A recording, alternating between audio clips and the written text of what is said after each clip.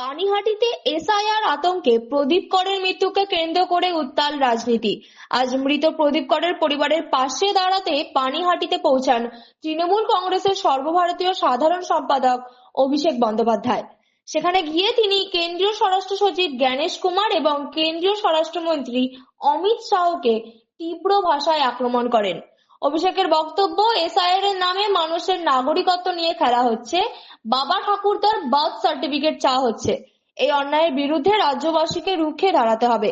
তিনি আরো বলেন যে বিজেপি নেতা বা প্রশাসনিক আধিকারিক এভাবে সাধারণ মানুষের উপর চাপ সৃষ্টি করবে, তাদের বেঁধে রাখার নির্দেশ আমি দিচ্ছি। এই ঘটনার পর থেকেই রাজনৈতিক মহলে তীব্র চাঞ্চল্য ছড়িয়েছে। বিজেপির পক্ষ থেকে অভিষেক বন্দ্যোপাধ্যায়ের মন্তব্যকে দায়িত্বজ্ঞানহীন এবং উস্কানিমূলক বলে কটাক্ষ করা হয়েছে। অন্যদিকে তৃণমূলের দাবি, এসআইআর আতঙ্কে মানুষের পাশে দাঁড়ানোই এখন সবচেয়ে জরুরি। রাজনৈতিক বিশ্লেষকদের মতে বিধানসভা ভোটের আগে এসআইআর ইস্যুকে ঘিরে এই সংঘাতই হতে পারে রাজ্য রাজনীতির নতুন কেন্দ্রবিন্দু। প্রদীপ বাবুর নামে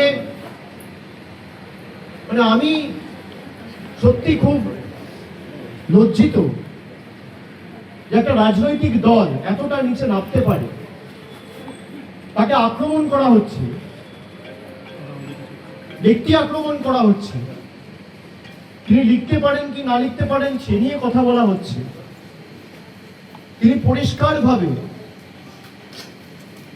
লিখে দিয়ে গেছেন যে আমার মৃত্যুর জন্য দায়ী এনআরসি এবং এসআইআর। তারপরেও এটা নিয়ে রাজনীতি করবে এবং পরিবারে উনি একমাত্র লোক যিনি পরিবারটা চালাতেন কাজ করে। তাদের পাশে একটা ছোট্ট দোকান রয়েছে,